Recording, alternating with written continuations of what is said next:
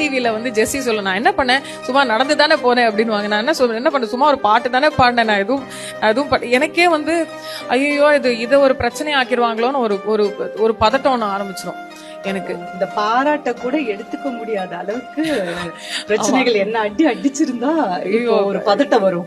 ஒரு 2வது 3வது நாளுக்கு அப்புறம் எனக்கு ஒரு டிஸ்கம்ஃபர்ட், ஒரு ஃபியர் எங்கேயோ நடுவுல. ஏன்னா ஒரு பிரேஸ கூட வந்து உள்வாங்கிக்க முடியாத மாதிரி ஒரு ஸ்பேஸ்ல இருந்தேன். அப்ப நான் வந்து இதெல்லாம் வந்து நடக்காது, நான் பாட்டுக்கு ஏதோ கோவில் குளம்னு ஏதோ போய்கிட்டு இருந்தேன். ஸோ நிறைய கோவில போய் அழுதேன். எனக்கு எல்லா கோவிலையும் போய் பாடுற ஒரு பழக்கம் இருக்காங்க.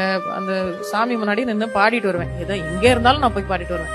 ஸோ அங்க வந்து முட்டிக்கிட்டு வருது அழுக. ஸோ நான் ஒரு இடத்துல நான் ஓப்பனா அழுவேன்னா அது கோவில்ல மட்டும்தான். அந்த இது கர்ப்பகிரகத்து பக்கத்துல மட்டும்தான் அழுதுட்டு நான் வெளில வந்து நான் ரொம்ப தைரியமான பொண்ணு தெரியுமா அப்படின்ற மாதிரி சுத்திக்கிட்டு இருந்தேன். But I am also vulnerable. I am human. I have my own